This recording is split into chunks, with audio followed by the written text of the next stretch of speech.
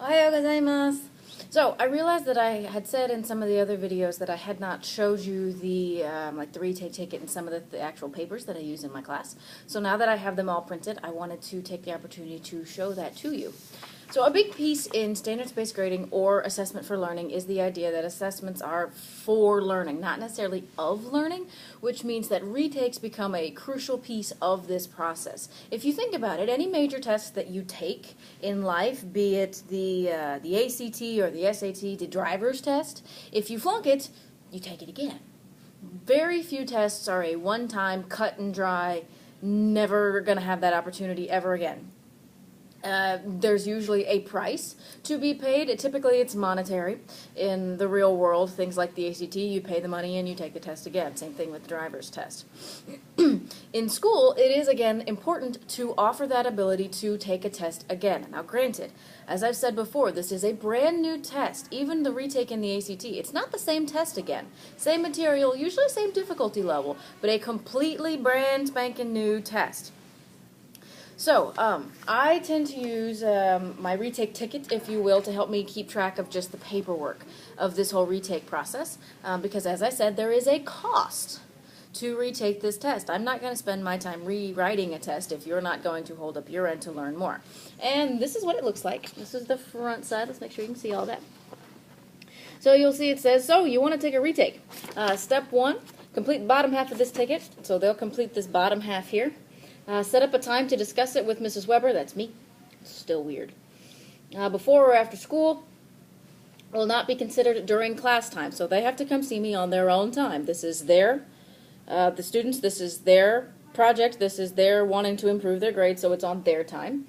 And they have to bring this completed paper and their original test if they want to do a retake. So down here it says test to be retaken, standards, I want to retake, original score, why you got this, how you're going to increase or demonstrate increased knowledge on this test. And if you'll notice up here at step 4, it says bring evidence of your increased learning. This can be homework assignments, this can be practice problems. A lot of times with the kiddos I will make up a problem on the spot for them to do for me, because if you still can't do it, you're not going to get a better grade on the test, and that's wasting both of our times. On the bottom here for the kiddos to sign, it says that I understand that this retake grade will completely and totally replace the original test grade for better or for worse. Again, just like tests in the real world, you don't retake it to get a better score, because you might do worse, and the same is true for retakes. On the back are some things, I can't ever tell where I'm going, here we go. On the back are a list of possible things that kiddo and I might do in order to get them ready for this retake. Things like obtaining missing notes, test corrections. I always make them do test corrections. They're not worth points, but they still have to do them. Meeting during advisory, perhaps additional homework, mini quizzes, contacting parents, a whole variety of things. But this piece of paper gives me an actual document to keep track of that, because if you're in a larger district, then you may have a lot of kids wanting to do retakes. Invariably what happens is the first test everybody wants to retake because they thought they were going to get off easy having to do no homework, and then they don't get the score they wanted. But invariably, because there is a price that they have to do in order to retake this test, you'd be surprised how many kids say, oh, I don't want to do that retake process, so I'm going to study the first time. So there actually aren't as many retakes as you would expect. As far as time frames go, that is totally up to the individual teacher. I keep it open. The last day you can take a retake is usually the week before finals, because I want you focused on the final at that point. But you could set up a window where within 2 weeks of the original test, that's when you can do the retake. But that's totally individual. Another thing that I do, because as I said, it's important in standards-based grading to keep behavior separate from academia.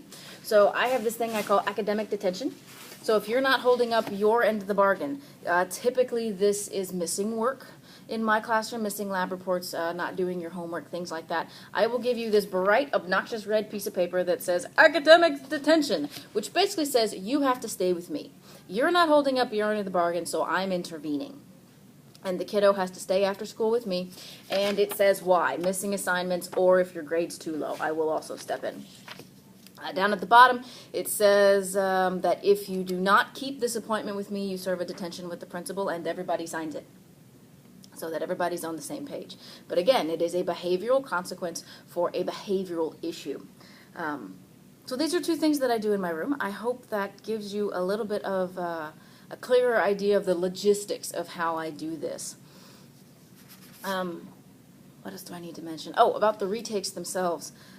Kiddo has to have the original test and the original rubric that I use to grade the test, because that rubric is your best friend as far as telling you where the student is actually weak, because since it's all broken down in that rubric, you can see point blank, oh, look at that 2 right there. There's where you need to work. And it makes this retake process, again, even more streamlined, because you and the student, teacher and student, both know exactly where needs to be focused in order to improve the grade. The retake process can be as complicated or as simple as you like. I know Rick Wormelli had said that his retake process is intense. He requires students to come up with a calendar of practice and improvement they're going to do over the next however many days or weeks.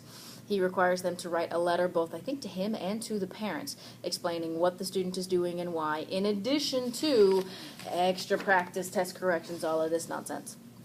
In my room, I'll be honest, sometimes the process gets a little bit streamlined, a little bit more than I should, but I'm attempting to be a little bit more stringent, because I do want those retakes to really be worth that opportunity. I always make students do the test corrections, but again, that's to prove to them and me that they can actually do these problems. Even if they get them from another student, that's still them going through the process of those problems, even if they just copied them. Usually, I will, as I said, come up with 1, 2, 3 random problems off the top of my head just to see if the student can do them, because if they can't do them on their own, then you're not ready yet. This process allows for individualization per student. Sometimes you know what's going on. Take, for example, the student who you know their grandmother just died, or they had to put down their dog, or something like that, that you know that that kid was just off that day. They just had a bad day. Maybe that student does well all the other times and suddenly they pull a 1.5 out of nowhere.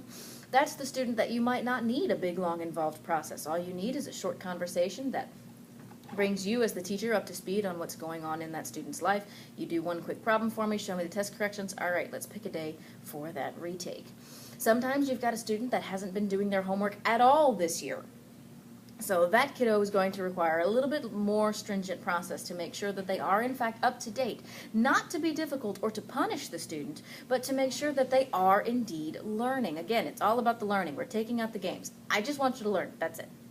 If you have any questions about how this process works, logistically or otherwise, please feel free to leave comments below. I try to check it as often as I can. If there's any other questions or things you want me to address, I will get right on that. Other than that, have a great day.